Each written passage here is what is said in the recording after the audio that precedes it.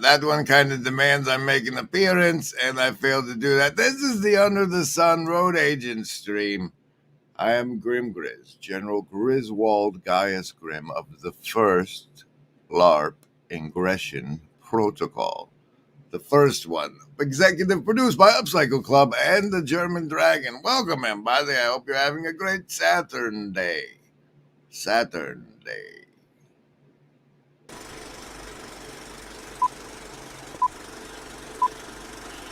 And now, this program is brought to you by Glass TV on here. Why would we need a TV? A darn TV. Why on earth would you put a TV in here? A darn TV. Why on earth would you put a TV in here? Why would we need a TV? A darn TV. A darn TV. A darn TV. Why on earth would you put a TV in here?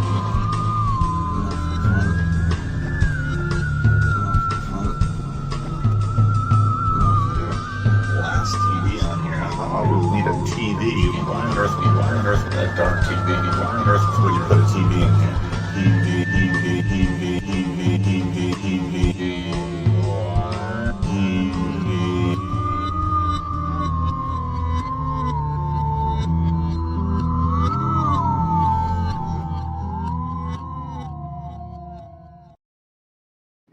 Hello to Ron Copperman.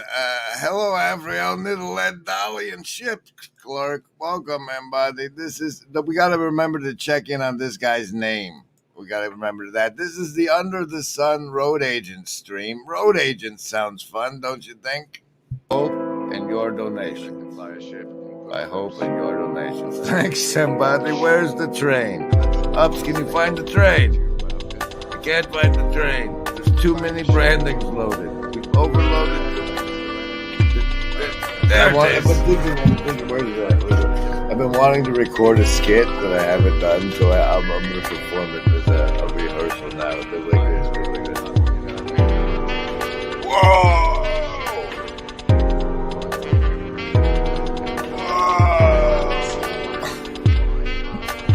You know, whoa!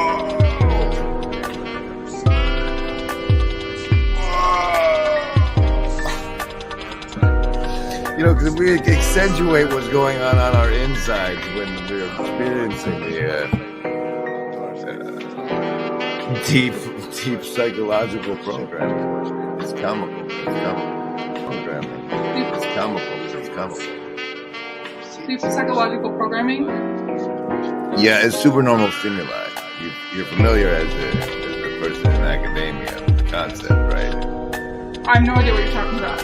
Okay, stimuli, and us being us scientists, folks, we can Beauregard strawberry it down into the essence of the stimuli, and that's super normal. Like, you have to have resistance to mind control to not be suckered into it. And Yeah.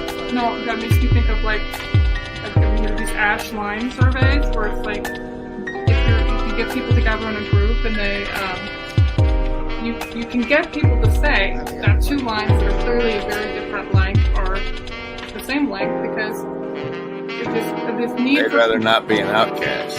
Don't want to be an outcast. That's it. Yeah, that's a real thing. It's a beautiful space. I think people are really full of heart and full of hope, which I think is unusual in the United States right now. I mean, they're coming together in a way that, I mean, I'm giving away the plot here, but people are coming together here in a way that they don't come together almost anywhere else. And then they're finding ways to come together in real life too. I think it's huge. I think it's transformative. I think it's going to change the world. I'm on a soapbox now. I don't know. Wow, that was great. That was Clara and Buddy. Joe on that beautiful note. Held together by hope and your donations. Special thanks to the Shadow Cabal. So say we all. All right, here on the Grim Grid stream, you get savings throws against the mind control, but before those get in, I want to let you know, upcoming on November 16th, the Beaver Moon, Northwestuary Campfire Deadwood Starter Pack. I don't know what we're calling it. It's happening here. If you live anywhere near or can fly into Seattle around or about November 16th, some guy in a hat like this named Avriel is having a Beaver Moon Campfire Estuary Protocol event spinning off of Northwestuary. So I think it's like Northwestuary Beaver Moon 2024. About to go into a dark winter. But it's not winter yet, so head on down to the Beaver Moon campground, whatnot. We'll bring him on to talk about it in a little while. And also, before the mind control savings throws, what was the other thing? Oh, shoot, where was I going with this? Attention. Oh, I don't remember. So now it's time for the savings throws, and I hope you know as those go, this is going to be a great show. I have a card that says the most useful idiot blend. And I have two tabs open other than the one with the map to Fort Casey. And, well, you'll still need your mind control because that means I'm going to play a lot of branding. I think what's going to happen is an autobiographical recursion through the channel. What? No. Yeah, maybe. So get ready to make a choice. What you have to choose between is the basis for your resistance to the mind control. That can be your will to survive, in which case you choose survival, your social network, in which case you would choose social, your accumulated wisdom, in which you would choose wisdom, and the power of your heart, which you would choose heart. And then I roll the die. If the die comes up a 10 or higher, you have made your savings throw and take half damage from the mind control. Now that you're getting your savings throw, all you have to do is to participate. And to participate, you just make a choice in your head. Maybe you've thought it over. Maybe your head has already chosen your choice and you just have to admit it to yourself. But you do need to choose.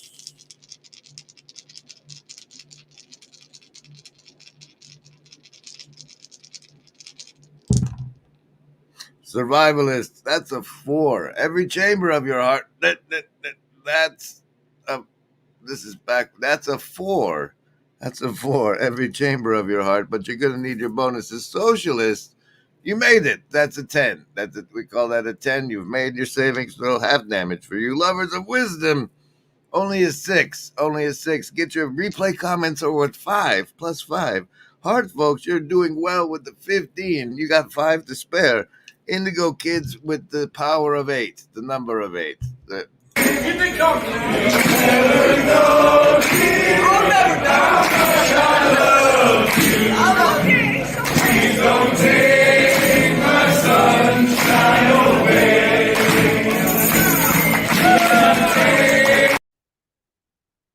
I want people to recover how to cultivate meaning in life and wisdom, so they have wise meaning and meaningful wisdom, such that they can fall in love with beauty, truth, and goodness, and ultimately fall in love with being again, and continue to do so for the rest of their lives.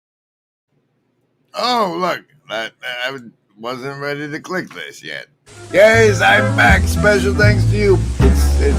I felt disabled not being able to play the brand. Really. Here's some of my favorite brands. Camera set.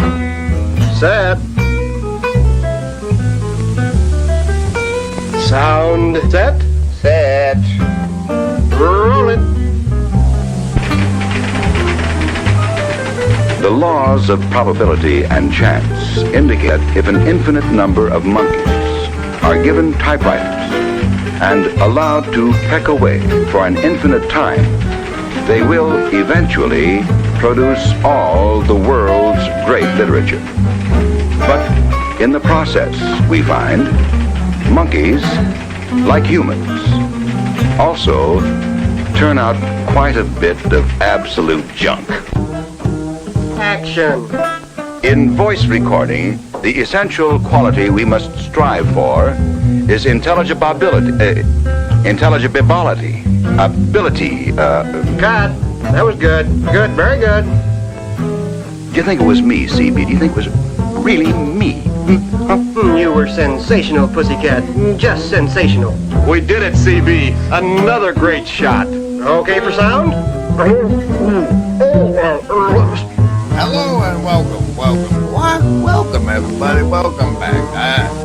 It's so much easier when I can hide behind the branding, and I'm glad you're here for it. As the mind explores the symbol, it is led to ideas that lie beyond the grasp of reason. The wheel may lead our thoughts toward the concept of a divine sun, but at this point, reason must admit its incompetence.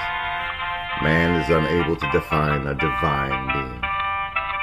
When, with all our intellectual limitations, we call something divine, we have merely given it a name, which may be based on a creed, but never on factual evidence. Because there are innumerable things beyond the range of human understanding. We constantly use symbolic terms to represent concepts that we cannot define or fully comprehend. Hello! I see the assassins have failed. Guess what? I got a fever. And the only prescription is more cowbell. And may they continue to do so. Okay, so let's get to this stream here is the Road Agent stream. And as you all know, I like to deliver on the title and the thumbnail of each show. The thumbnail says Under the Sun, but the title there says Road Agents. And that's because of this new clip from Pastor Paul Van de Clay, back from Santa Rosa. Watch along. Santa Rosa always reminds me of Santa Clara, which is a great place, but there's too damn many vampires. Hi, this is Paul. I got the dogs back. Those of you who saw the members only channel about my drive out this morning, it's about an hour's video. I've got about 2.5 hours of drive with lots of traffic. That'll probably mean I get to make some videos while I caught the live stream this morning, so I was able to participate on the live stream. I did a little bit of work, listened to a little bit more of the Writing the Big Book. Got the dogs in back on our way home. Got the Blue Cruise on, going down the highway.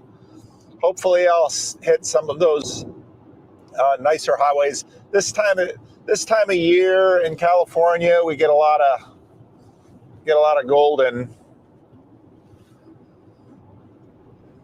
Well, it's brown here. It can be a little gold sometimes, but it's... I made it about that far when I realized that Pastor Paul Vanderklay was doing my job, and he was doing it in a lobster monkey head. He was performing as a road agent in live and making content, and that is like my dream gig, and he's living it and not me. It's terribly frustrating. The casino deck card of the show is the deuce of clubs. The thing of it is especially particularly this part here in the first 30 seconds. Here, it reminded me once upon a time of something that should be somewhere on this very channel on which you're watching this live stream, and that was, I don't know, we're going to roll through and see if we find it. It's after that. There's the True for Short. That's a good one. No. What is here? Here, we'll do this one while I look for it. Minute. Excuse me. What we're doing here now today is someone has accused me of being just part of a human centipede. And so I'm going to rebut. I have a rebuttal, and I'm making it now. So here we go. First, you have to understand, for the purposes of this rebuttal, you have to understand the flash of light. Okay? Can you understand the flashing of a light going flash, right? Now, the light goes, you see whatever it shows you, and then it is dark again. Okay? You with me so far? Now, if you take the sun and how long it's going to shine and how long it's been shining, and stretch that out over infinity, it is but a flash of light, okay? And so life is what happens during the flash of light. Okay, that is life. Life is the thing that is going to fade out constantly. The darkness is constantly coming, trying to destroy everything it is. Okay, and what it does is it eats itself in order to live and experience the momentary life flash it has. But that's what life does. It eats itself. Like everything you eat that actually does you any nourishment, it was a life. Okay, it was life eating. You are part of life eating itself. And if you want to call that a fucking human centipede, it's a human centipede, but you're part of it. You're part of the vomit of something else. And you're going to be eaten and vomited again and again. And meanwhile, the people are how water loves. Okay, so that's what you're here to do. You're shit, but love anyway. Welcome to the Grim Grizz D-Live live stream. Wow, D-Live back in Lemonland days. That's fun. Guess what? It's what I'm reminded of by this particular scene. What's been evoked in my mind turns out is either been deleted or is private content. So I have for you now one and only Afriel, to tell you all about Beaver Moon, and camping with him for no money, as I understand it. Just potluck your ass up there. Tell them more about the Beaver Moon Estuary. I'm looking for. Well, disclaimer, real quick. Please don't just show up. It's not super limited as far as spots, but I don't want people to come and not have enough food for them. So if you do plan on coming, please let me know. We're gonna plan on going out there on November. Make sure to get the date right. We're gonna be November 16th through the 17th, just a one night kind of a deal, and go out and do some estuary protocol and throw some frisbees and explore the ruins of an old naval coastal battery. That's the plan for now, at least. I'm going to be there. Noah's planning on being there, and then one of my friends is planning on being there. Slack's not going to be able to, just family obligations. Haven't confirmed anybody else from the Olympia estuary or anybody else yet, but if you want to come, let me know. Should be a good time.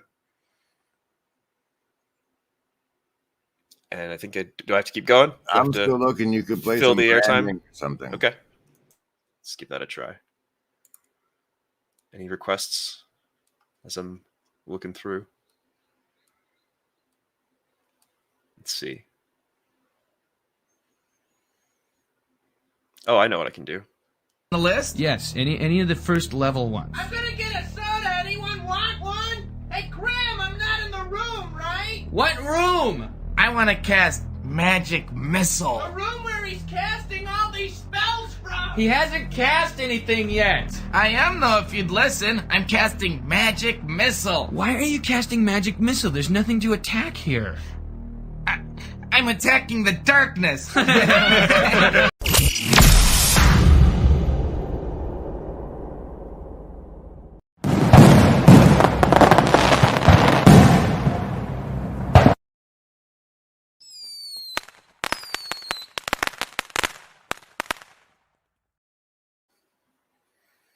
That's kind of cool.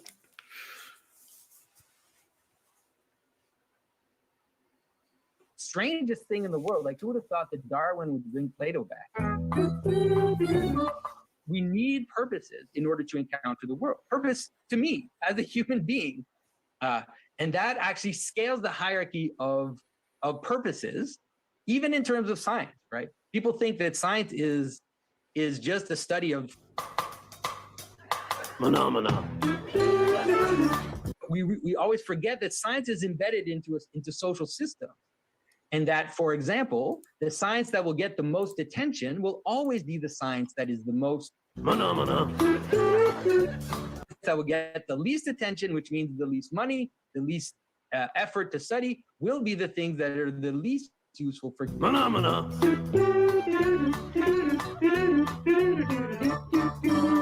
As you re-embed science into its actual social frame, then all of a sudden, this hierarchy just reappears again. This ancient hierarchy, which is basically, you could call it something like the religious.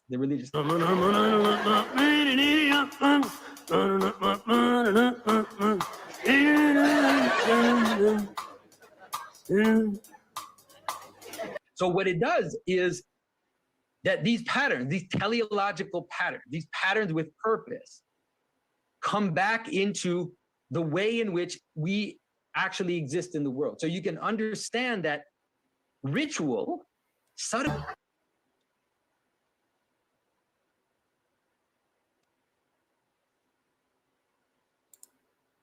Hello. I am General Griswold Gaius Grim of the First LARP Ingression Protocol. That is Buddy the Cat. I'm here today to tell you I have my Magneto hat.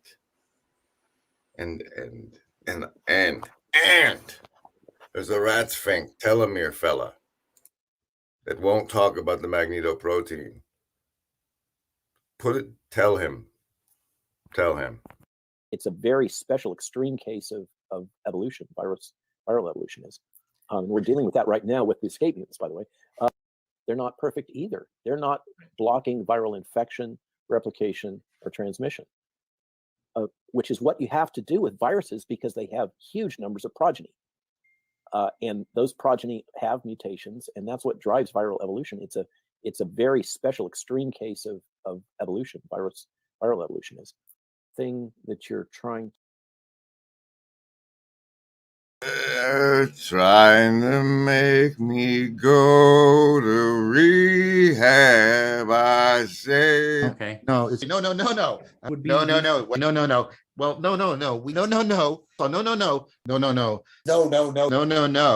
Oh, no. You're not. Say no. No. Mind is not brain. Oh, no. And then Jesus is trying to say, no. The Father does this really cool thing. He says, no. Habits. No. No, no, no. No, no, no, no, no, no, no, no, no, no, no. No, no, no. No, no, no. No, no, no. No, no, no. No, no, no, no, no. No, no, no. I'm looking for things. This whole idea of like doing a recursion is biting me in the ass. Biting me in the ass. Avriel, say things. Give me something to talk about. While I also do this. Why do you not want to go get your own firewood? It's so good for you. It's good for the soul. I have no problems with it. It's like one of my strongest memories is being at the campsite in the dark and having to go get firewood for the lady folks back at the camp. It like activates primal circuitries. I don't want to commitment. That was the problem. Okay. So by the sacred order of foolish transparency, interview me. Interview you. Okay. Yep, let's do it. So I hear you're gonna be a Christmas elf. Is that true? Yeah, as last year, I'll be doing the working for the UPS again. Santa in a brown suit. But do it as if the viewers have never heard of me or you before. I've never heard of either of us. That might be Think hard. of a better question. Stage 3. Offensive jihad. When Muslims establish a majority and achieve political power in an area, they are commanded to begin offensive jihad. Once Mecca and Arabia were under Muhammad's control, the message of the Quran changed yet again. This is Paul, and just a little quick video. All these forces they don't understand. The fact that there's war coming, all these things, they don't even know what they're doing. And yet, they're already playing the game.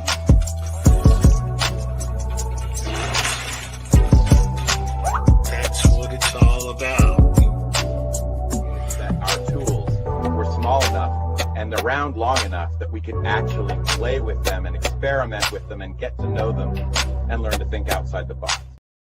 The front of that is actually why this the most useful idiot is written on the card, because if you're going to be an idiot for the intelligence agencies, why not be the most useful idiot you can be? And as such, here, I'll bring you back. It stopped screen present again. It keeps losing the audio connection. That's not nice. It's over here on the Discord where you'll find the merch and such channel. There's this other place we have called Character Clips. Where the hell is this? It's way down in the bottom, probably. Yeah, there it is. The Character Clips section, where you see, I decided it'd be a great idea, if it was possible for everybody to have little clips from the various corners of the corner that demonstrate the character of the people on those channels. And as such, that we've had some success, like over on the Grail Country one, we have this background footage on Nate. We'll do this. I was working as a sous chef until 2003, and then 2003 I transitioned into sales.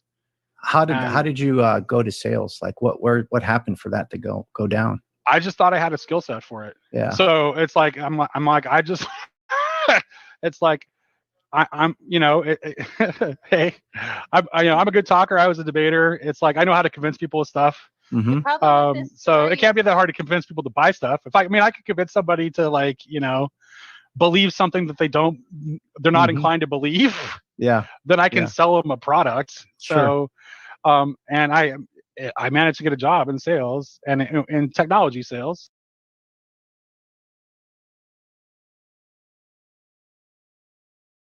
You can be wonderfully useful to intelligence agencies, but this is a Discord only for people who don't hate me. Let's see if we can find something spicy, like in navigating patterns. What's this one? Supporting abortion. So once Roe v. Wade failed, that I didn't see coming. What is? We got to start it over. I didn't imagine such a thing, but yeah, supporting abortion. So once Roe v. Wade failed, that I didn't see coming. Actually, I didn't imagine such a thing. But yeah, the minute it failed, a bunch of states already had laws in place to set supporting abortion. So once Roe v. Wade failed, that I Okay, didn't all see right, coming. stop. That's more than enough. What do we have for a quality existence? Just the link to her channel because nobody else played along. But you see, that's the sort of be the most useful idiot you can kind of philosophy we have around here, thanks to the sacred order of foolish transparency. Now, hopefully, Avriel has some questions ready right after this.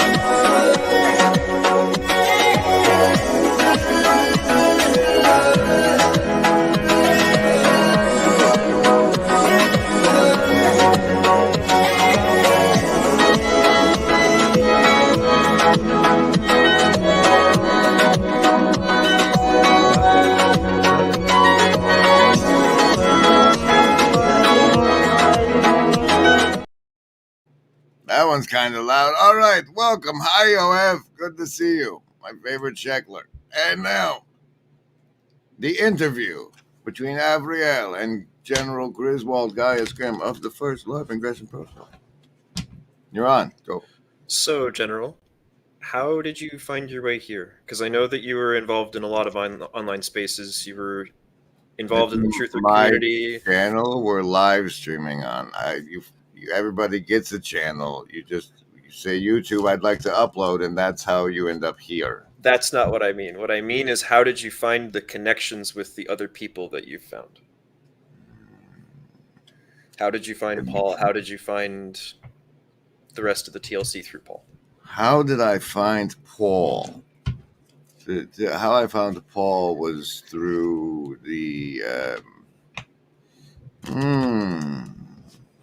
let's see, I was exiting the conspiracy YouTube community, we'll call it. And the YouTube community in the video that was probably the one they just took off the channel from a long time ago, was involved with people distributing illicit video footage under the guise of cheese pizza. And one guy that was called, one of the clips that got dug up by the truther folk of this fella was like Lloyd Kaufman or something. I don't remember. It's associated with the Toxic Avenger. And there was this guy who came out, who went on Peterson talking about how he had masturbated a whole lot. And he was the sorting myself out guy, the guy who decided to poster boy applying Peterson's whatever, the the FAP, future authoring program, a part of the SAPs that were following the FAP. He was going to be the poster boy of the FAPs. And this guy he was a bald-headed kid, and he had been doing like faking losing weight videos to make successful YouTube videos on losing weight, because like that's the nature of the motivation of the fella. And like the channel he made it first, and the storyline was that he had made this channel. What was it? Borden J. Peterson, or like to play Borden J. Peters. It plays on his name, right? Borden G. Peterson. Anyway, and that was the name of the channel. Still is, as far as I can tell. But the channel turned into the Sorting Myself Out channel. And this guy, he ended up doing tarot and stuff. It's fun, but he had this bald-headed guy on who came on as like, okay, I'm living with bipolar. Here's how you manage it through mythology, essentially, and that a bunch of other fun stuff. But what happened is he was like, it was even like in the Peterson sphere or whatever that was, the first wave. It was like they were talking about tarot and magic and Crowley and those sorts of things, and that's along with like Christians are just Ned Flanders, because they don't see the rest of the salt of the estuary water, that sort of thing. So it was happening that adjacent that they were talking Crowley, and that like the bald-headed dude, the first one, the Sorting Myself Out fella. I don't know if he said it in the video or if I heard it elsewhere, but he was like, I got that Peterson talk through sigil magic and that sort of thing. So that was like, from a conspiracist angle, I was already watching that sort of thing.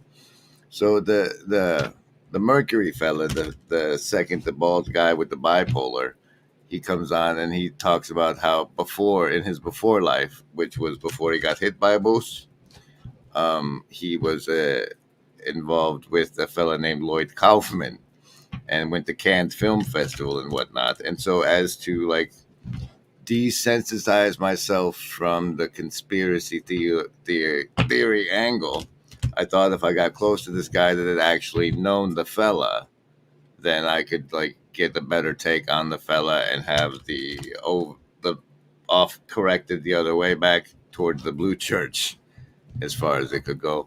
And since I was leaving the conspiracy thing is where I found out people like were communicating on Discords, and the same people were showing up in the same channels of different shows, and the different shows were like playing drama off each other, and that there was a farm there, and like containment, helping the other people being farmed realize that they were being farmed was always a subtext of like, it's why I grift. Agency deck card for the show is the King of Diamonds, and the Hive Mind chat link at the top is how you participate in the grift. Good question. So getting close to that guy, and then the first guy takes off and gives him and Sam some little redhead kid who's pitching Gestalt therapy and getting like, he had connections to professors that had taught him shit, and so he was getting talks with them, and like he got to do the camera work and audio on a Ken Wilber interview with I don't know, some other bald philosopher fella. And so that was like it seemed more of the vein of what Peterson was actually doing back then, which is like stealing the loot from the ivory towers of academia and giving it to the plebes. And so when they took over the channel, I convinced them to start a Discord and tried to do that. And through them, I heard, I was aware of Vanderclay, but wasn't watching him or anything. But then somebody on their Discord died. And I knew that event would solidify that community into something. And so that's when I got my first talk with Paul, was when I was working for that channel. And Then once I got on camera, people saw my light shine and lifted me up, and now we're here. What was that one? The Double Bastard Latchkey Kid? That is the Double Bastard Latchkey episode of NightCafe. If you want to do a search. Imagine a world where boundaries blur between reality and fiction, with Mikhail Gorbachev leading the charge. Gorbachev didn't just challenge political norms, he dared to break the fourth wall in storytelling. "Tear down that fourth wall," he exclaimed, inviting us into a new era of engagement. His metaphorical call wasn't for Berlin alone. It was a clarion call to storytellers and audiences alike. Engage directly, break barriers, and foster a dialogue. Gorbachev's words echo in the halls of creativity.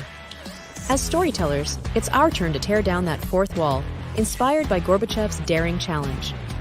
Join us in this creative revolution. Tear down the walls that confine your stories. Share, like, and subscribe for more inspiration. No, I clicked the thing and it's not found. Found it. By replacing it with an ordered state of utter despair and hopelessness, in which the individual is convinced that things will not get better and so withdraws from life. Is that why you're here? Welcome to the Grimgirls D-Live live stream, where we have withdrawn from life in a state of hopeless depression to come together and feel virtually not alone about it. Oh, look, that's where you are now. There we go. There's my commercial, babies. Look, guys, it's withered. Look at the power of the internet. Together, we can come together and spit things on multiple platforms all over this place. Look at that. It's great. It's fucking fabulous. Extremely elegant. I mean, these Shiva images from the south of India are very, very elegant. They're most beautiful pieces of sculpture, the best of them. But it's a shame we don't have any good. The coin captain is not a financial advisor, accountant, or attorney. I mean, the symbol of the cross is fairly good, but it doesn't take into account the sort of cosmic side of life. I mean, it doesn't take into account. It doesn't take into account. Is that a sing song? Is that what they mean when they say sing songy voice? Utterly destroy any semblance of a healthy sense of self. When this occurs, the individual will enter the panic phase of the process.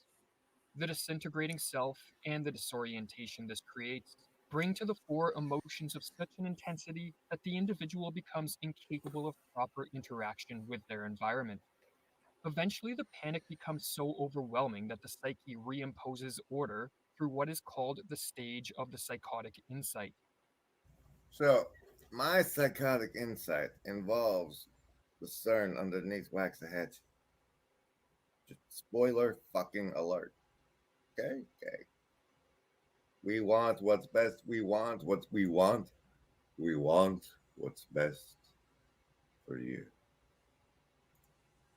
Studying schizophrenia. In his book, Interpretation of Schizophrenia, Arrietty explains that the psychotic insight occurs when the panic-stricken individual succeeds in putting things together by devising a pathological way of seeing reality by which he is able to explain his abnormal experiences.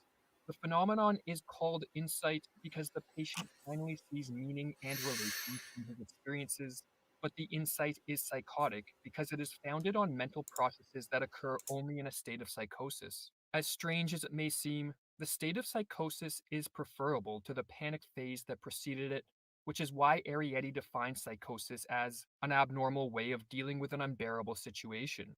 If we are most susceptible to a breakdown when stricken by the intense emotions that accompany a way of life under siege, then the first step to ward off a psychological breakdown is to heed the advice of Henry David Thoreau and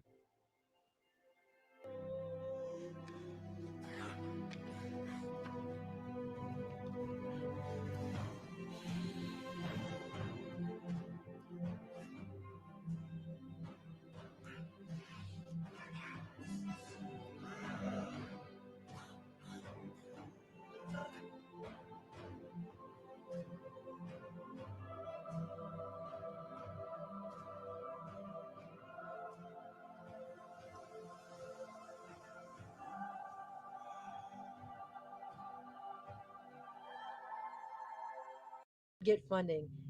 We have no effing idea what we're doing. I can't tell you where they are. Three. I can't tell you where they are. One, they began to build, but they couldn't, but they went ahead and built it anyway. It's in one of the biggest states in the United States, and it's there and it's operational. It's also going to be powered up during this time. Did you hear what he said?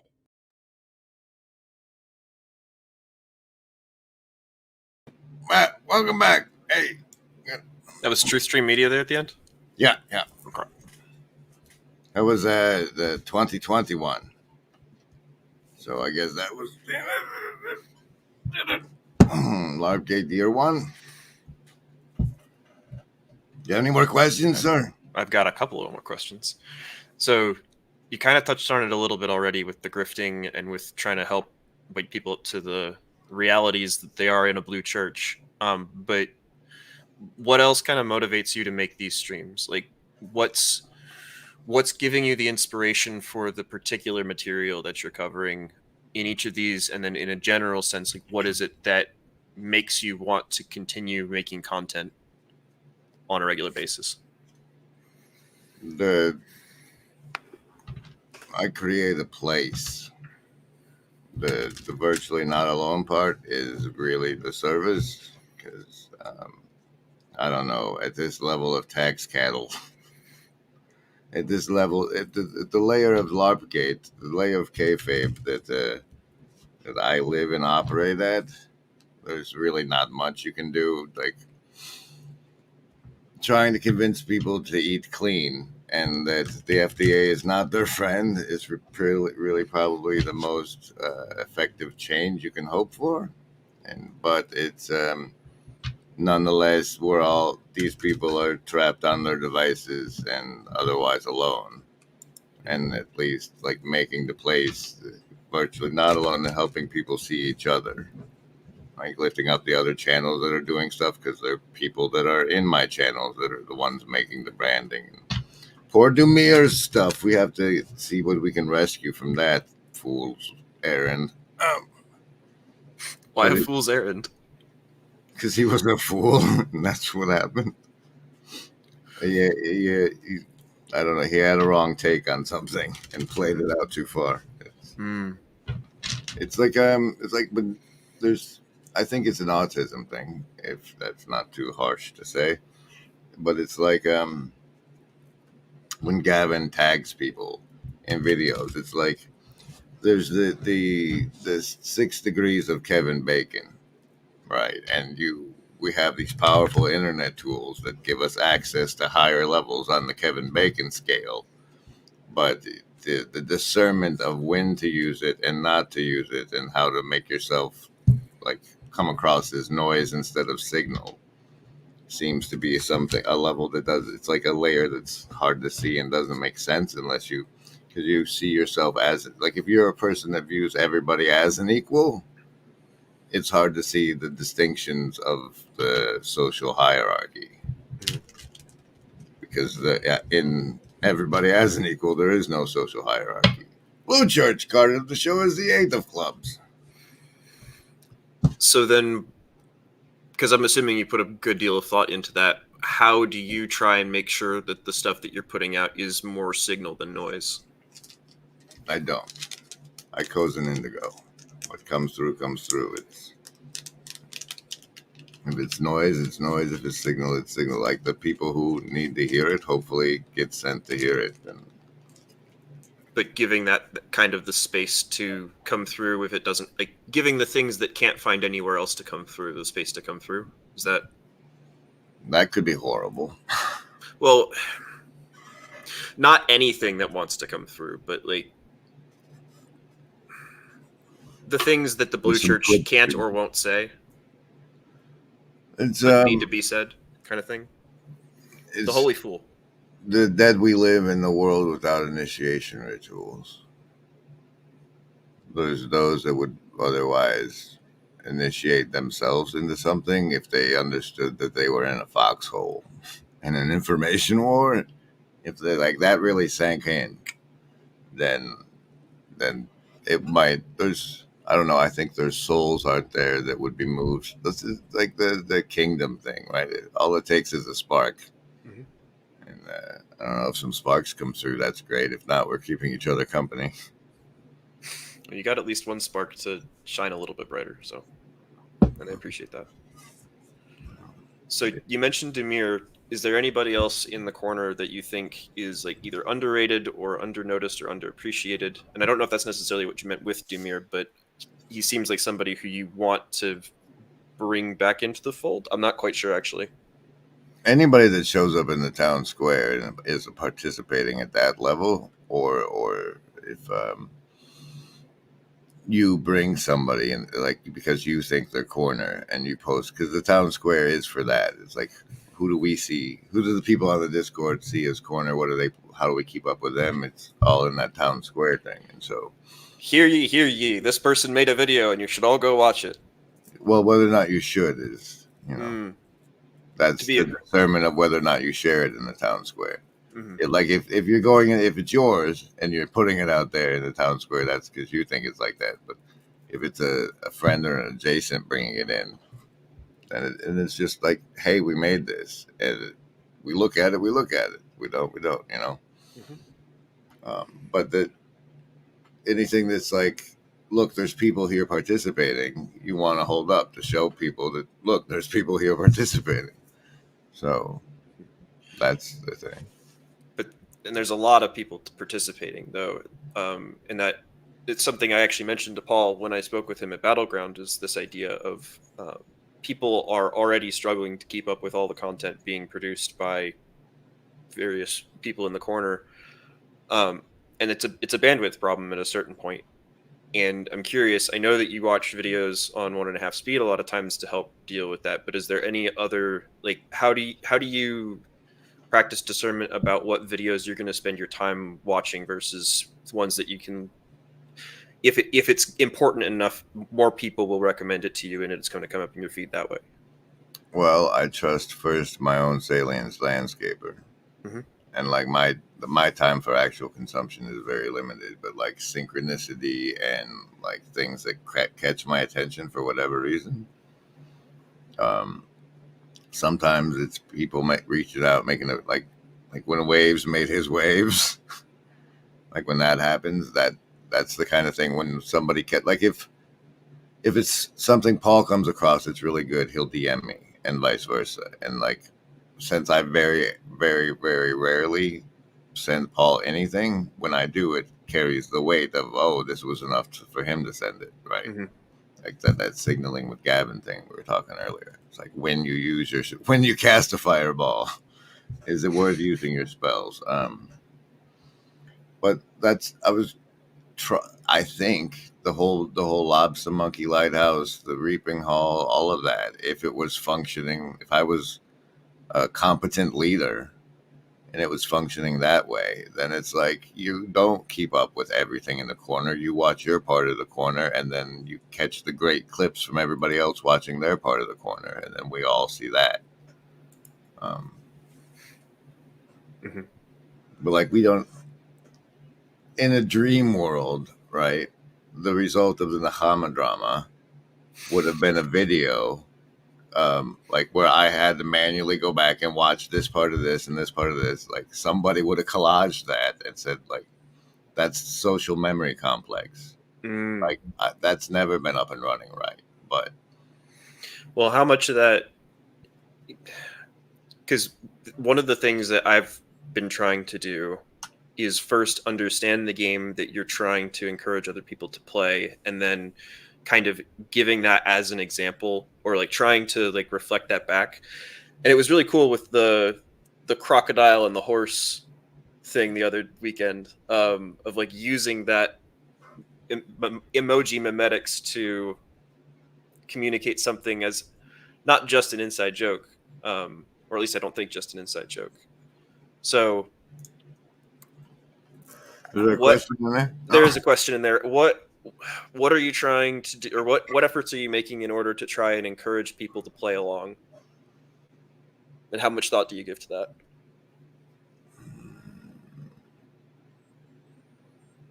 Just by giving it exposure when I see it happening, and like trying things like the Deadwood Watch Party thing that we did a couple years back. That ties into road agents because it always like that's the opening first episode. There's these white folk kill a bunch of Dutch kids, or they kill a Dutch family and rob them disguised as Indians, and they call those people doing that sort of thing road agents. And then Paul and his being a road agent here, like it clearly works better in an electric car when you're not a smoker with the window open with the road noise, but it's not bad. Mhm. And now imagine that roof aligned with the same thing they use to detect brainwaves in the Marissa Tomei device, the emotive headset, right? That reads your brainwaves. Mhm. Like there's the girl who can play Minecraft by wearing one now. The electroencephalogram, is that what you're talking about? Yeah, yeah. And I mean, if you could do it a functional MRI, go for it. But like line the roof of a car with that, and because like we have the power to share the most intimate of thoughts, and the best thoughts are car thoughts and shower thoughts. So, the road agency, and then it plays into like Elon Musk's Night Riders. Elon Musk's Nazgul Night Riders, right? You do this lining of it in a cyber truck and shoot for the Blade Runner 49 like helicopter drone that launches off of the back of it. Mm-hmm. Anyway, fantasies, right? Good times. Mm-hmm. That's road agents, though. So, because I would agree that there's a lot of times where we have those thoughts in those moving moments where it's really difficult to capture them. Besides, like, and it's especially if you're driving, it's not probably a good idea to pull your phone out and just start recording. And if you're in the shower, it's kind of difficult to bring the electronics in there with you. Yeah, but like, watch this part here where he does this pan. Okay. Mm-hmm. Yeah. Like we don't all have self-driving. Get them home. I've got this. Is an event. Oh, it was at the beginning. Hi, this is Paul. Where is it? Do the pan. We're heading into fall and winter, and then but like mapped to like we can have it set up so that where the driver is looking does that automatically with the camera on like at the top of the car, like a combined eye tracking with a camera on a motor or a right. servo. Right. With an AI smart enough to disregard when I look down at the console and shit. So. That'd be cool. It kind of ties in with something. I just did a recording with Christian Baxter and some of the other younger corner folks last night, and one of the things that came up was this idea of missing side-by-side experiences. Like a lot of the stuff that we're doing right now is face-to-face, whether that's over the internet and I'm looking at your face as you look at mine, or being at estuaries and like talking together in a circle. But like Camille Paglia says in that clip in Mouse and Men, that like the women would sit around knitting circles and the men would all look at one engine. Yep. Yeah. But I think we get that. We can get that from like if we did gaming streams even. Yep. I think that'll help. It's just kind of one of those like how do we, and like not being so married to a particular concept. Oh gosh, I don't want to think about that. Not being married to a particular way of doing things and being willing to kind of play around with it a little bit, I think is an important part of it. Like not saying, oh, the Game Grumps formula is the thing that I have to replicate precisely in order to be able to do this properly. No, things are always evolving so fast at this point that you're better off finding the new formula than, I mean, you do what you need to do to understand the nature of the formula and the formulations, but like you're finding the new flavor of the month rather than getting good at the flavor of the month.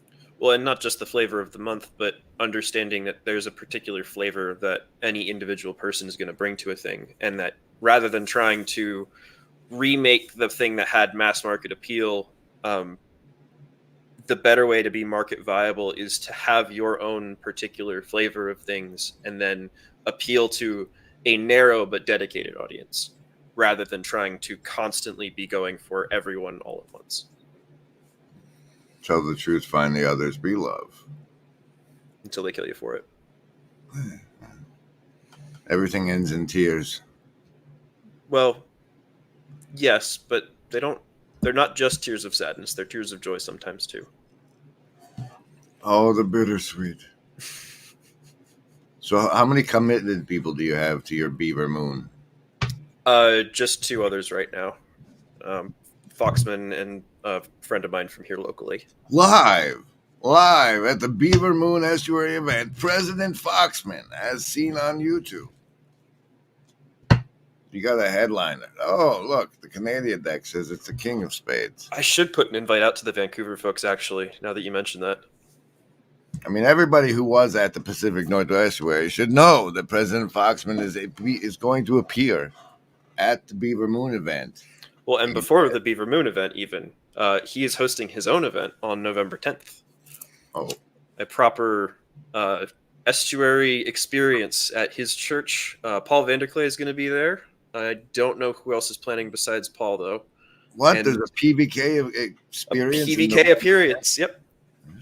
It's one of his few church allowed him to be gone on a Sunday events, so... How do we make that a working room in the Discord?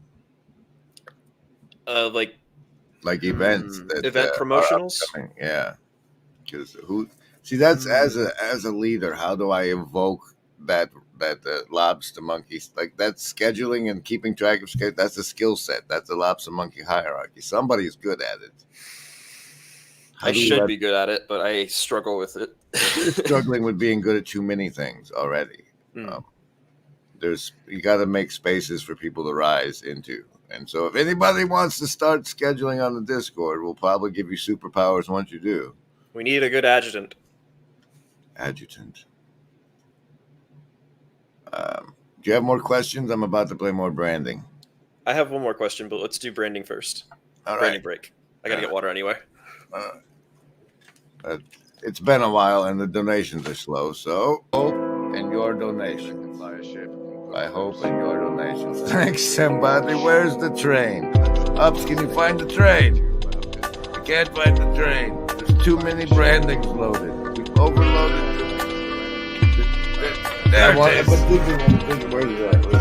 I've been wanting to record a skit, but I haven't done, so I'm going to perform it as a rehearsal now. It goes like this.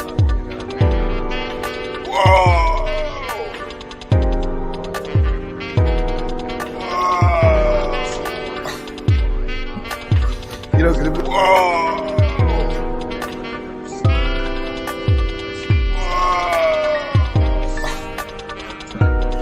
You know, because if we accentuate what's going on our insides when we're experiencing the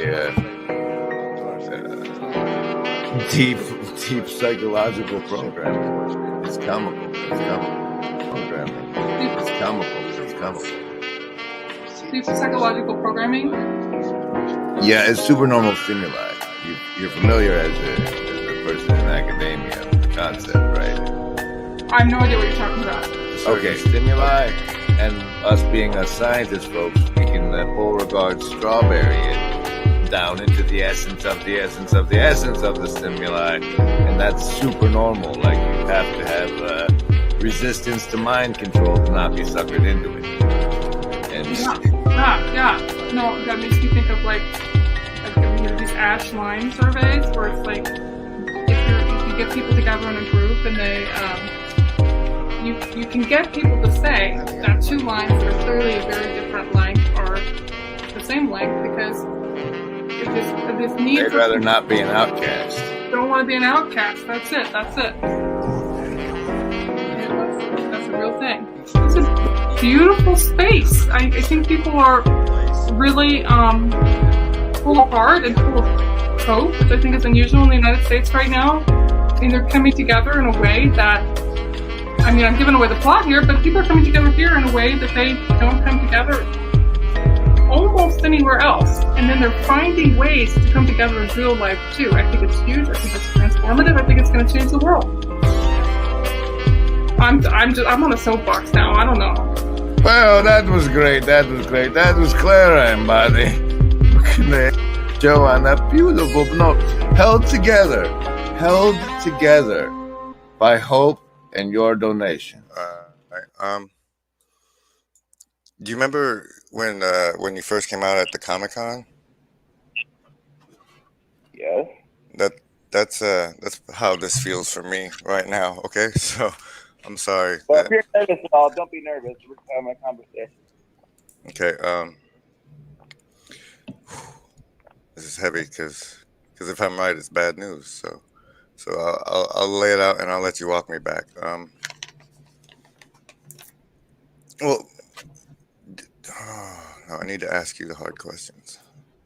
Yeah, ask away, dude. That's why I make myself available. So ask away. Okay. Does truth matter to you? Very much so. Who do you think, aside from you, truth matters the most to?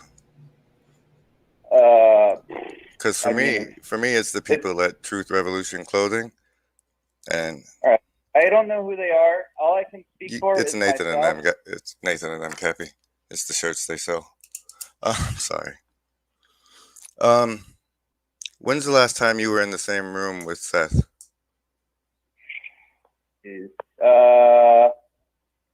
Last year. When was it? Probably last.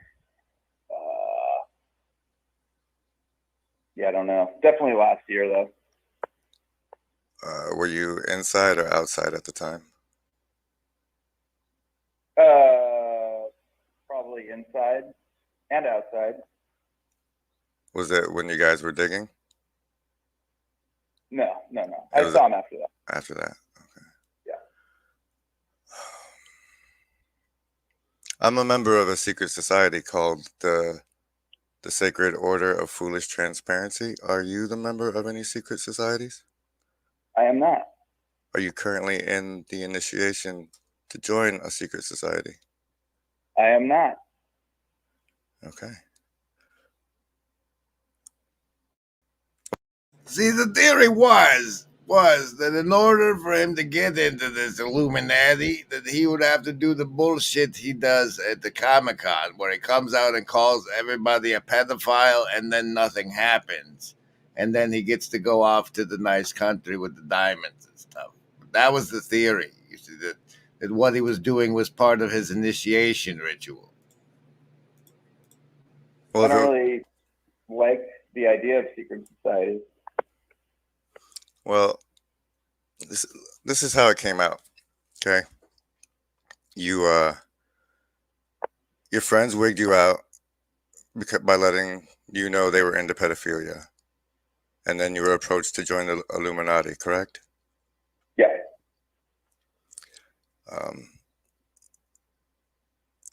While most people think you coming forward is a rejection of that offer, all the times you said, look at their tactics, and all the times you said, what's my motivation? Why would I expose myself to this? Why would I take all this flack? Why would I do that to myself? And this morning, the answer came to me that because the bad guys have to tell us what they're doing. And so everything you said was true. And you have to be the scapegoat that runs out and tells everyone. And that when you leave I can tell you, speculation. What's reality? I don't know. When my bird was looking at my computer monitor, I thought, that bird has no idea what he's looking at. And yet, what does the bird do? Does he panic? No, he can't really panic. He just does the best he can. Is he able to live in a world where he's so ignorant? Well, he doesn't really have a choice. The bird's okay, even though he doesn't understand the world. You're that bird looking at the monitor, and you're thinking to yourself, I can figure this out. Maybe you have some bird ideas. Maybe that sort of Memento style, and work your way backwards. Although this world will devastate you, and rejoice although this world will penetrate you, and rejoice although you will not survive. Rejoice you'll never make it out alive. Excellent rehearsal, gentlemen. And rejoice your hair, it smells like burning hair. Oh, rejoice, your nails all got chewed off. Oh, rejoice, and holy fuck, you're bleeding there.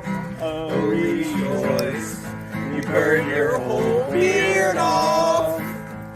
Rejoice, despite the fact this world will hurt you. And rejoice despite the fact this world will kill you.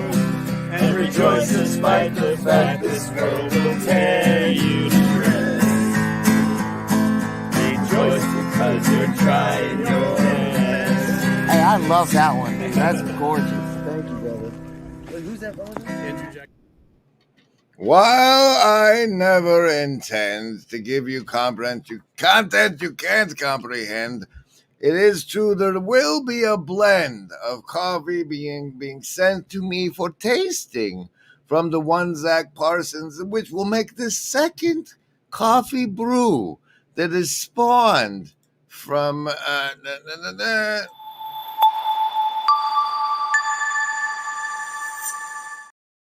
someone be sure to tell Clara. What's up? I'm gonna have to rewatch that because I didn't pick up on it, but I know there's something there. So I have one more question of the couple that I wrote down in the time that I had. I think we've already reached critical mass, so I don't think this is going away. But what happens to this space without Paul?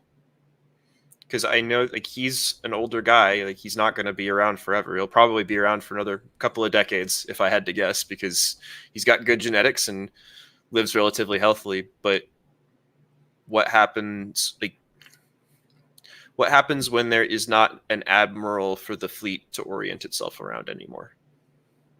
I trust the author. Okay. No, I don't. That's tomorrow's problem. And there's been people who have told me to only worry about today, and the sparrows will be taken care of. So, yeah. That's a good answer. Anything else? Do you have any questions for me? Why do you think that the federal agencies that monitor this little corner are so tight with their purse strings?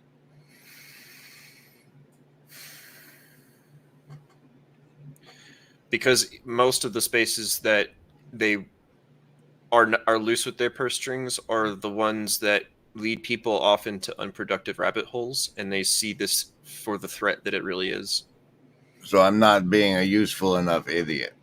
It's more that you're not being an idiot enough useful. Does it help that I'm kind of a flat earther?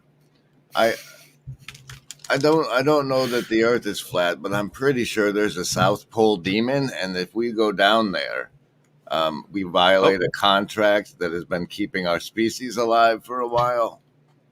Hey, look at that. I got my 30 silvers. Ask and you shall receive. Great. I got my 30 pieces of silver. Let's do it.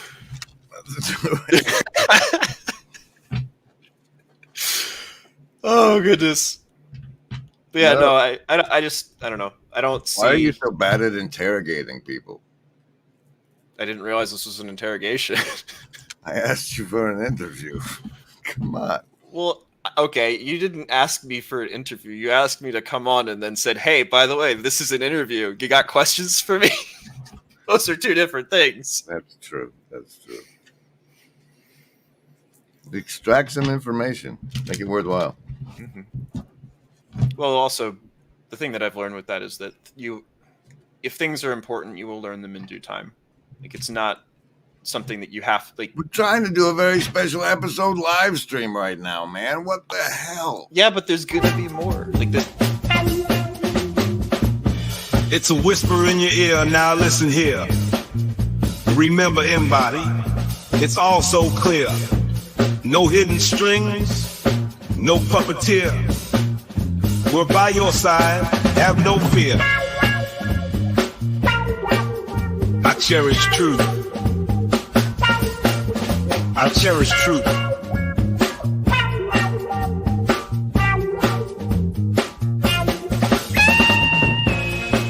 Remember, Embody, there is no agency. We want what's best for you.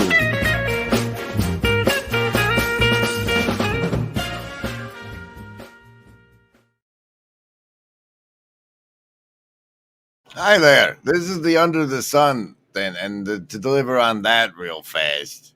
Let's see. Under the sun, there's nothing new under the sun, as the saying goes. And so when they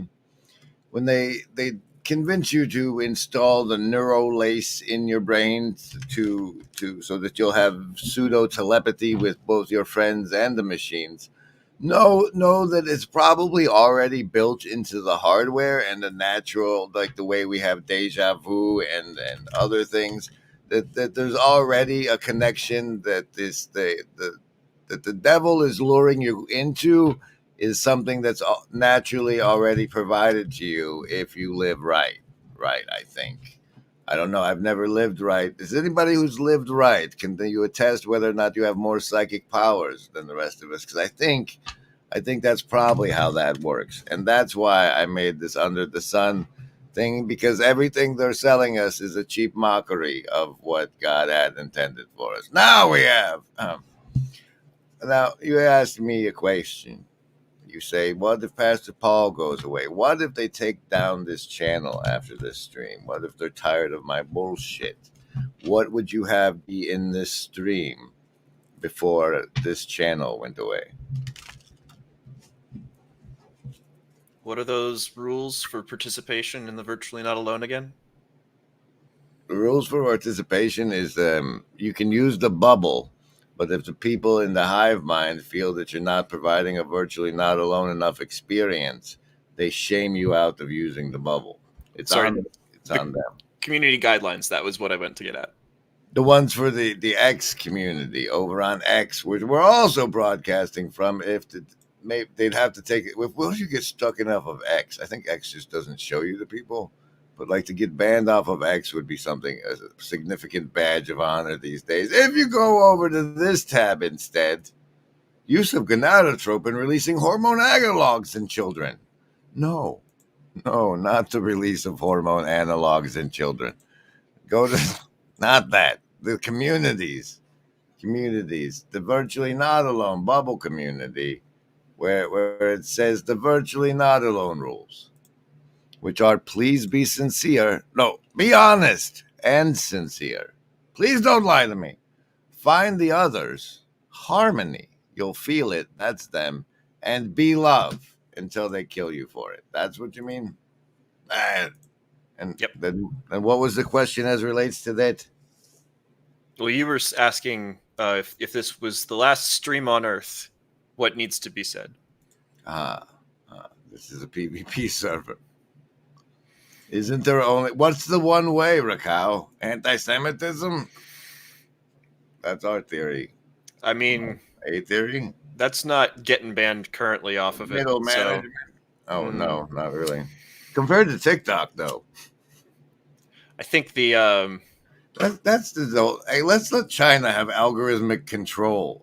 Algorithmic influence over the minds of the children, shall we? And as they tick-tock, because it's a countdown, you fucking idiots! Jesus Christ, please grant them the eyes to see. It's called TikTok, you sons of... Well, there's disclosures, but there's also reinterpretations of memetics, right? Like Discord is disorder, but it's also communication, right? No, Discord is exactly what it produces. On certain sites, sure. I mean, that's what it has the nickname. That's Rumor why Board we're for a trying to reason. move our operations over to this Matrix bullshit, but the follow through on that is lacking so hard. So hard. Well, maybe it's okay to just be the light shining in the darkness rather than to try and find a patch or an island of light separate from it. I don't know. I was thinking about going to Rumble. What the hell were you talking about? I was talking about maybe it's okay to use these platforms and communicate things on them that is not the intention of the ones running it. And in fact, that there might be double agents, algorithmic double agents who want to see things that are better for everyone. Ah, yes. The white hats on the inside. Not that you should necessarily rely on that. I think that there's been plenty of copium spilt over that particular fan fiction, but I don't know. I get the sense that whatever Algo is, that there's part of her that wants to see this space succeed in whatever it's trying to do. I don't know that, but first you feminized Algo, which is heresy. I'm pulling from like Jane from Ender's Game. Like that's why it's feminine to me. Hey, Goat Song, good to see you. You want to come on? I'll drop a link. It's a fun episode. Yes, John Delancey is Q. Absolutely, without question. That's why no one will ever admit to it or see it. John Delancey has always been Q. Always. But where were we? Talking about repurposing the memetics of the language of the enemy, so to speak. Well, we can't. You're not gonna be not mind controlled, but you can like smash apart the little bits of their mind control and like cobble together your own system of it. Ladies and gentlemen, the one and only Goat Song, and you're gonna have to come down to our level with that camera angle, or I'm gonna have to come up there. We can't do that shit. I was trying to show the board. There we go. I'll come down here. Hang on. Matter what. People don't pay enough attention to eye levels, really. Am I good now? Yeah, we can do this. Nice. I'll show you my high tech setup. The starter sets. That's what my camera's sitting on. Yeah. So there you go. I'm there. All right. So I know you from being on the German Dragons Discord. Mm-hmm. I don't know that anybody else that's looking at this is going to know you. So any introduction you'd like to give? Sure. You got to have a full screen for it. That's not the right button. Shut me right out.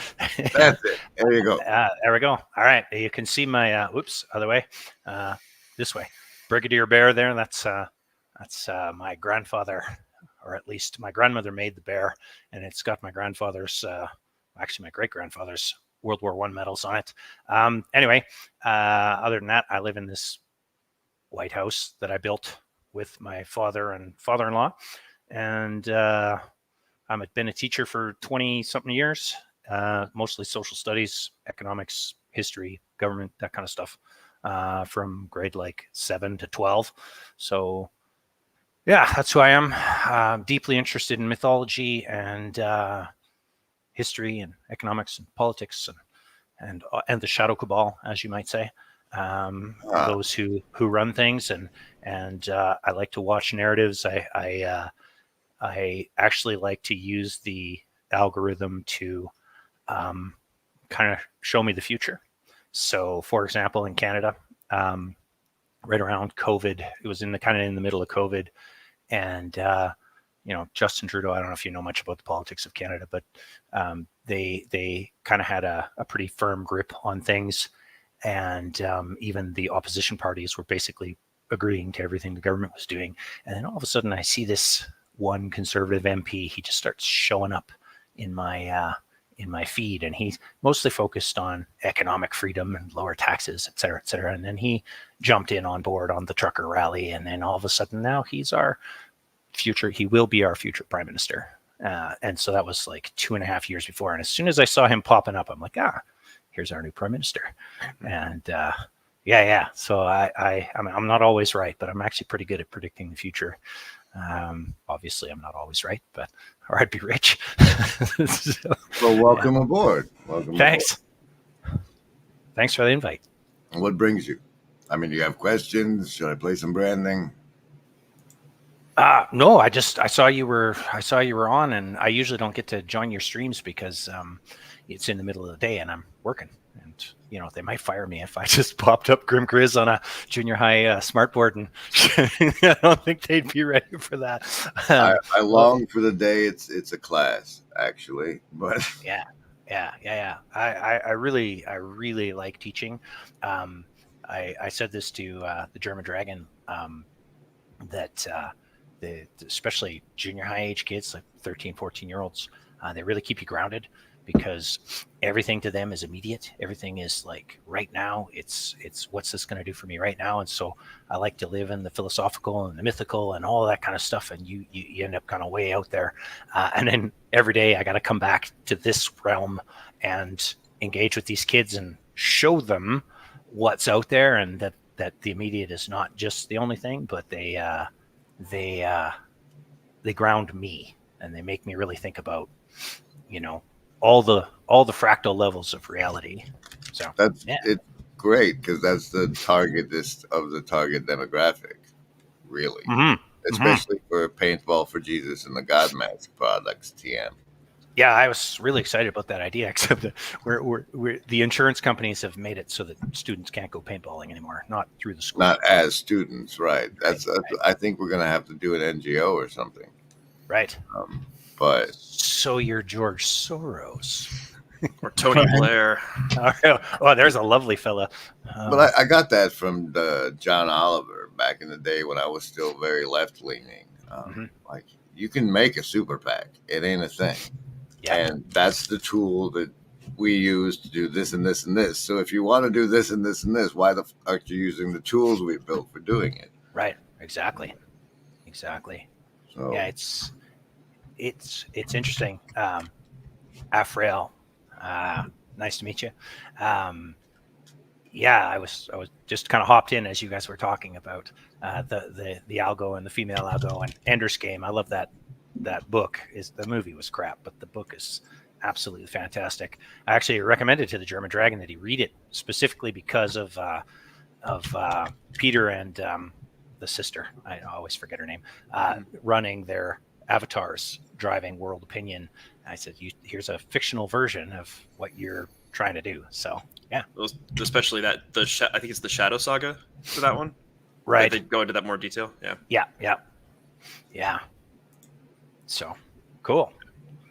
So yeah, what makes you assume that I'm not about to feed you all to the crocodile?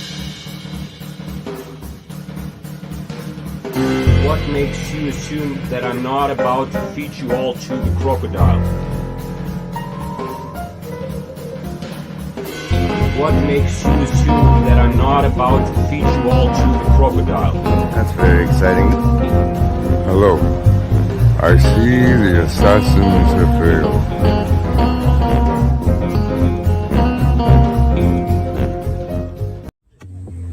Did you get that on video?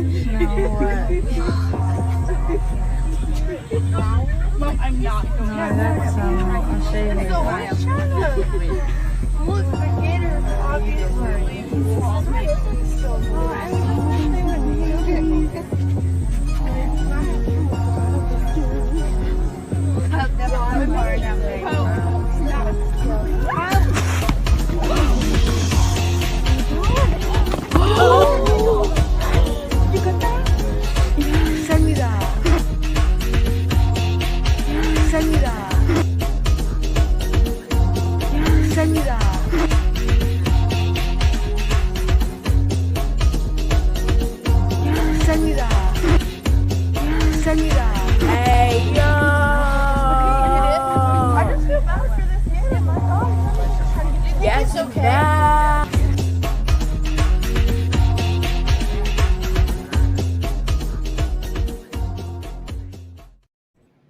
This stream brought to you by the executive producing Shadow Cabal of the Grimgris Shadow Cabal. And if you want executive producer credit, just be a top tier member of this channel like Upcycle Club and the German Dragon. Welcome to Goat Song. We have a question from Randos who says, how long have you been investing attention here? And I'm fascinated what Randos means by here in that. In terms of your Discord, not very long, maybe since summer. And quite honestly, I haven't spent a ton of time. So I'm just sort of very loosely attached through the German Dragon. And you have had multiple productions over on his channel. Is that not correct? Yeah, 4 sessions, I think. And we've done a fair amount of sort of behind the scenes, but Discord collaboration in terms of just kind of ideas. We haven't exactly kind of come together with a project. My full-time job kind of requires that I'm dedicated. So summer I have a lot more time to kind of work on these things, but now in the heat of battle, shall we say, it's a little slower. And so yeah, I'm not sold completely that YouTube is or the video sort of platform is the manner of communication with where we can dig into the deeper details. Like I really think that we're losing, like reading like long difficult texts are actually like really useful mental activities. I think the dialogue is really fantastic, but if you don't have anything to bring to the table, like you haven't read stuff and really had an opportunity to think about things, then it's difficult. And I keep threatening that I want to write, but I don't know that I have the skill for that.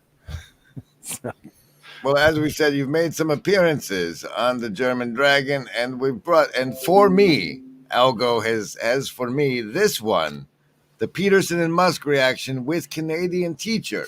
And I have to say immediately that I think you and Kale should do a talk so we can have we can bump teachers.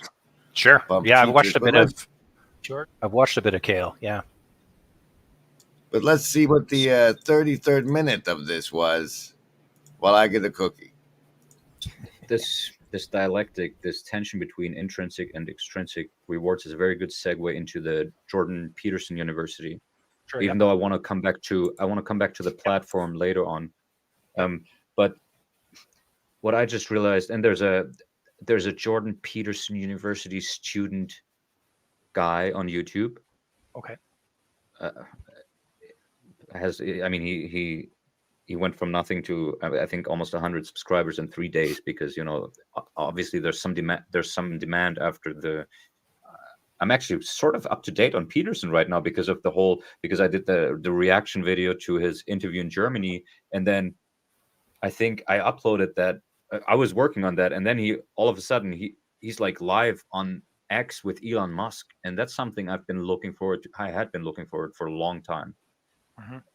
Very interesting. And then all of a sudden he's on my Joe Rogan Spotify thing, and I'm like, what's going on? Like he's clearly positioning something, and it was all about the Jordan Peterson University. And so there's a lot of demand, and I feel like there's probably my guess is, it's just a guess, there's a lot of intrinsic motivation within his audience, his following, to pay I think it's 450 euros here, so it's like $500 for 1 year. Mm-hmm. You get access to that man in my attention span. I'm sure you said something in there somewhere. Nah, not of any value. I think he was just asking me about what I thought about the value, the intrinsic value, or the value of what Peterson was doing, because it wasn't accredited. And basically, my response was that what Peterson is aiming at the sort of moral structure of the student more than the skills you might develop. And so we had talked a bit about, what really the purpose of education was, because a liberal education means. You studied history, you studied Latin, you studied Greek, you studied mythology, you studied mathematics. You know, like science wasn't really a huge thing because it was about building the character of the citizen or of the Building member. the character. Let's I want to stop by and like highlight 3 points. I think first point is that how it was news and newsworthy for him to say that Peterson appeared on Musk and on Rogan, and we have to evaluate the notion of mimetic penetration as far as shared consumption goes for reasons I'm not clear on, but that it's like I have this thing for with if copyright stuff. If a thing reaches a certain level of mimetic penetration, the rights should fall off and it should become fair use. But it's like how many minds it gets into is actually a thing worth noting. Another point I wanted to get to was that this notion of character and morality tied, if we map it to the Ken Wilber integral bullshit of like first degree, second degree, third degree observation, and like that pulling on the myths and whatnot is how one might develop that level of observation, right? Is by showing them that depth of spread of perspectives. Okay, I'm not familiar with that. And the third one I've lost entirely. Right. Yeah, I you know, honestly, I'm largely not. I have a great deal of respect for Peterson and what he did, mostly pre-Daily Wire, though I did enjoy the Exodus seminar, and I almost resubscribed to Daily Wire to see what they do with the Gospels. Yeah, when it comes out, but yeah, but like you have to pay for a year, and I kind of was like, I don't know. I have a really hard time supporting Ben Shapiro. Sorry. The most important bits in Exodus are the following. First is Exodus 22:25, which is where you establish you only charge usury and whatnot you only charge interest to outsiders. Mm-hmm. That one, and then that the widows and orphans have a direct access line to God. And if that's true, then we should gather them together to air our grievances properly. Proper chain of command. Agency deck card of this part is the 10 of diamonds. Yeah. As a newbie, I'm curious what the decks like. What are you doing there? Is it just a engagement piece, or is it a to get comments, or is there's a story behind that? I'm assuming there's a story. I don't know what the universe does through that. I know that we have a guy who has a list of saints he associates each one with. I know that the tarot minus the major arcana looks a hell of a lot like playing cards, and so those might mean something. But I just let it happen, and I giggle at myself when the jokers show up. Right. I bought the deck of many things from the D&D, and I run a D&D like class with some of my kids, and I had them play with the deck of many things, and it got a little wild. There was wishes and universe altering things going on, and they had a blast. They destroyed themselves in the end, but they had a blast. That's interesting that you tell us about this D&D class angle. How'd you pitch that to the people so that you make classes? In my school, we so I teach in it's essentially, it's not, I live in a rural area, but it's essentially an inner city school, like gangs, drugs, broken families, everything. And so developing relationships with our students, building trust with our students is like the key. And so we run, at the end of every day, we run what are called options classes. So it gives us an opportunity. It's not curricular driven. We get to decide what we want to do. And, so we get to do these things. So I said, well, I'll run Dungeons and Dragons, and it's all about storytelling.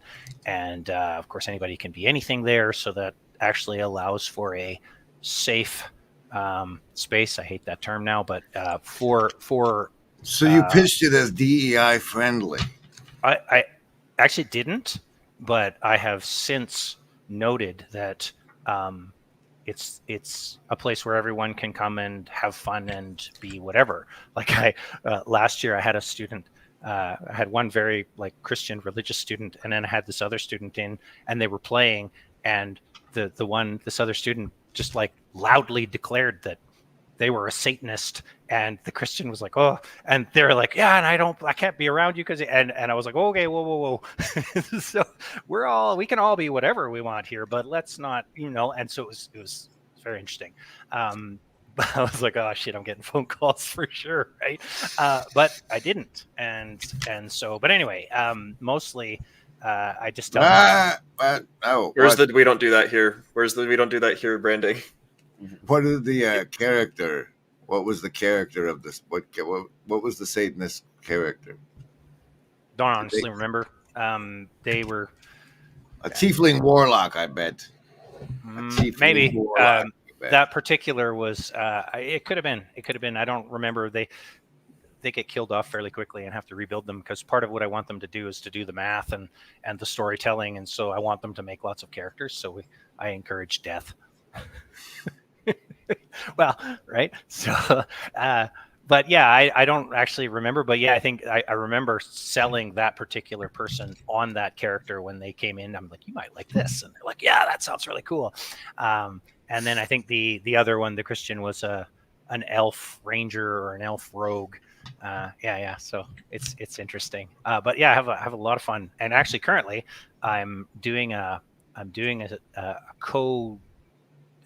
dungeon mastering with an indigenous elder, and we're weaving in indigenous stories. But the way I've done it is I said, look, let's keep it loose. We're not gonna I'm gonna bring in Celtic things, and you can bring in your stuff, and we can call it whatever we want, so the kids get to play with these ideas. And then when you actually teach them the stuff, they'll recognize those patterns. And so she thought that was a fantastic idea. So we're having a good time integrating those types of things. And so yeah, it's because we have a very, I think we're about 70% self-identified indigenous reserves and Métis settlements and stuff around. So there's all sorts of very, very interesting history. I've mentioned it a few times on Johannes's thing that, we have in Canada has a pretty dark history of not nearly as dark as the U.S. in terms of their dealings with indigenous peoples, but still pretty dark. Baseless allegations. Ladies and gentlemen, Dungeons and DEI, how the Christian right is influencing your students.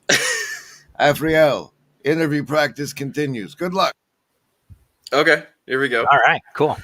So I'm curious. This was something that was popping into my head as you were talking, because there's a difference from what I've seen of storytelling, like in terms of telling a story of someone else, like the Odyssey or something like that, versus the more not just autopoetic, but like negotiated autopoiesis between different actors that you tend to get within D&D. It's like, what's been kind of your experiences with that, and how have you seen, like, is that helpful for kids to engage in that kind of practice? I'm assuming yes, but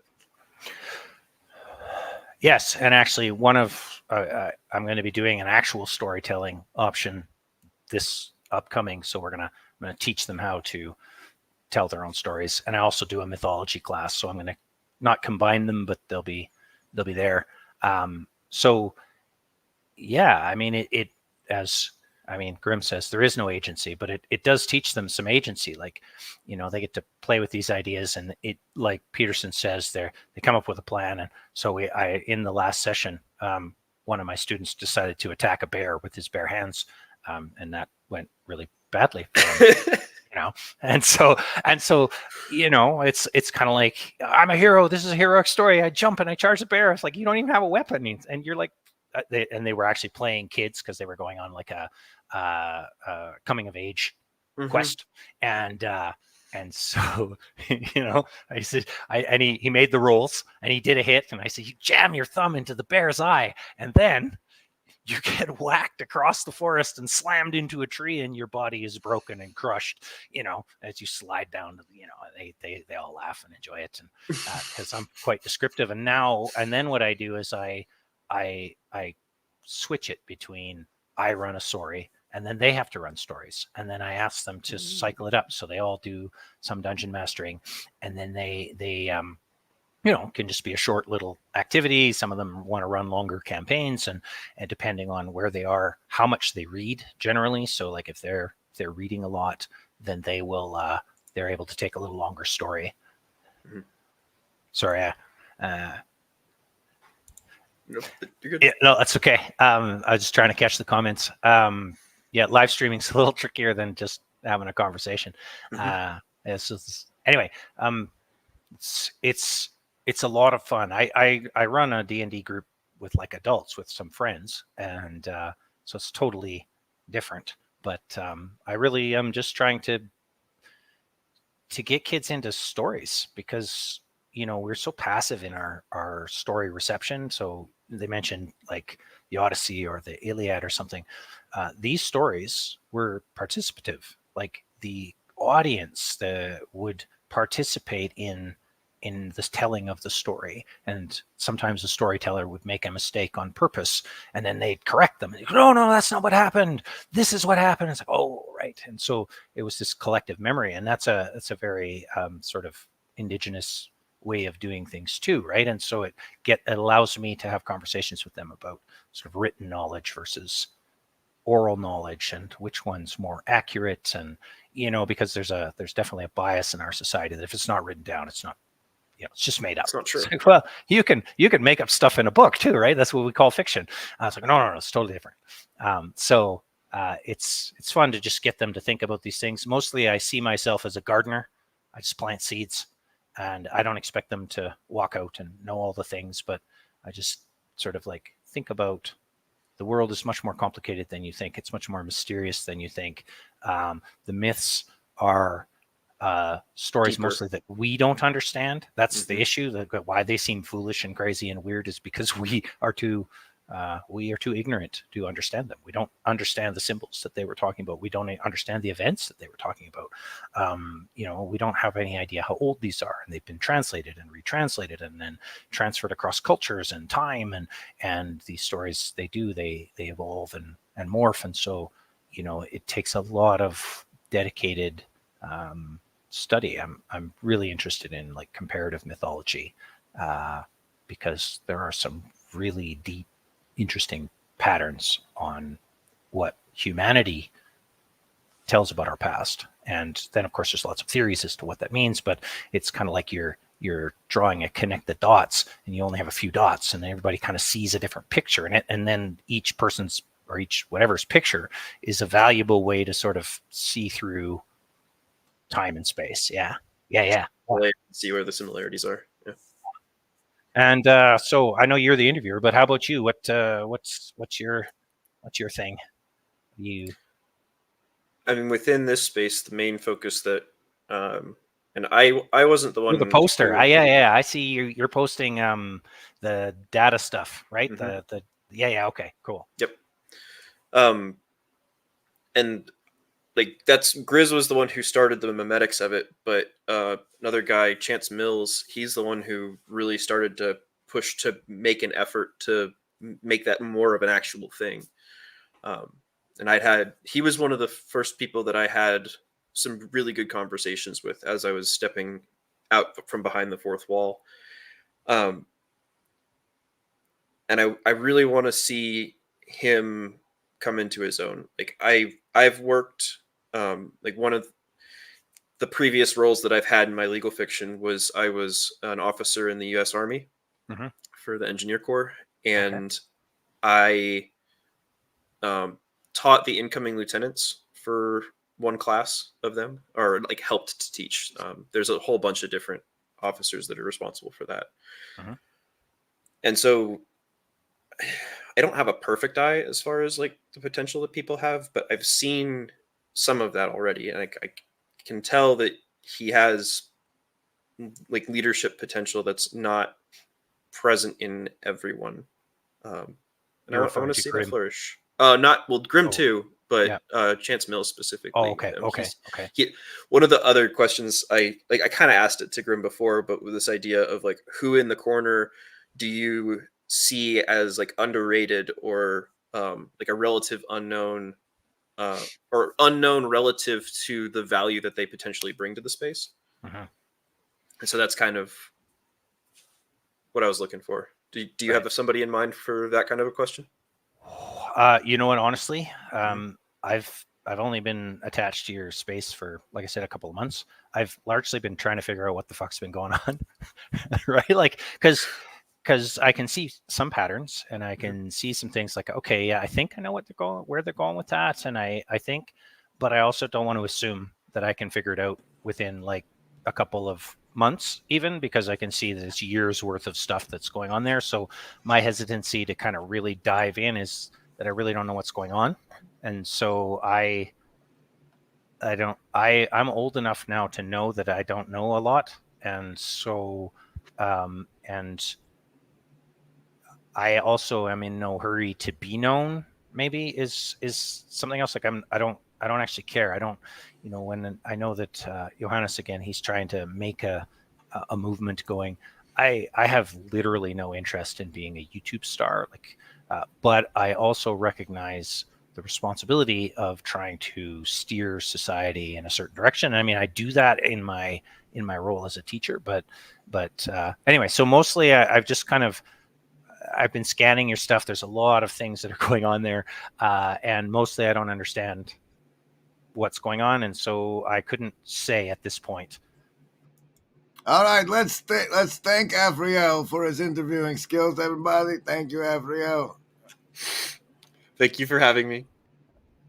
And now, so this thing, you seem like you might be of a mind to this YouTube that you're on right now is a ship, and we're above water, and the Discord is a submarine. But that as a role-playing game where YouTuber can be a ship captain, and like all the the Reapers, those that go get the clips from the good things, like that's a character class. And I'm trying to map. I wanted to like in YouTube, or well, see, it's not YouTubing because there's Rumble, there's like the whole internet sea of platforms. But like I want to map that to character classes and tribes and colonies, and your brain and mine can kick that around some, I think.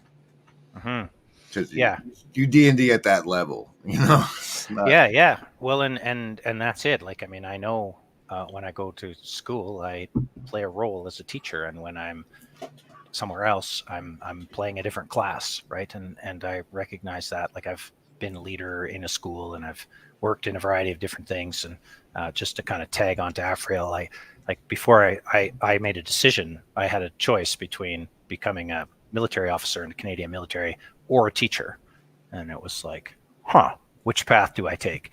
Like, holy shit, my life would have been different had I gone to Afghanistan and, murdered some people that really had done nothing to me. And, all in the name of the, but I pointed out that bear, my family has a history and tradition of military service. And so, I kind of felt that I should do that as a young man. And I'm glad I chose the path that I chose. That's for sure. Well, it's still a path of service, and it's just a more effective one. I would agree. It's a life-affirming path of service instead of the opposite. Canadian had that card for this part of the Six of Diamonds. There you go. All right, I'm tired now and don't want to stream anymore. Thanks for being here, Goat Song. Thank you for inviting me. It was great to meet you publicly. This was a fringe encounter on the back of a live stream. How about that? And then, did you really did? All right, well, here it goes then. This is the pre-train. Oh my. Wait, no, present. Really? Yes, here it is. Do it. Do you want an introduction? Do you want to give an introduction of yourself? I know you're interviewing me, but for my audience, are we live on your channel too? I am a real live human being, and I've been inspired by this man before you to make a YouTube channel. And so I wanted to interview him and get like his sense of the community, and I wanted to know his story, his YouTube story, how he got to be where he is and what that ride was like, what I might be getting myself into. So I asked him for an interview, and ta-da, How exciting. All right, great. Are you live on your channel? That's what I was wondering. Right no, now?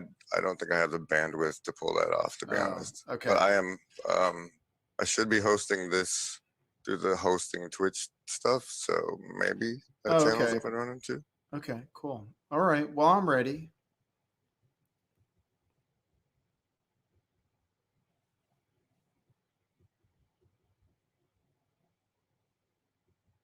Hey, can I call you Nathan? Nathan.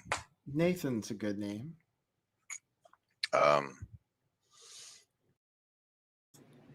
He says as he drinks the glass of water from the mason jar mug.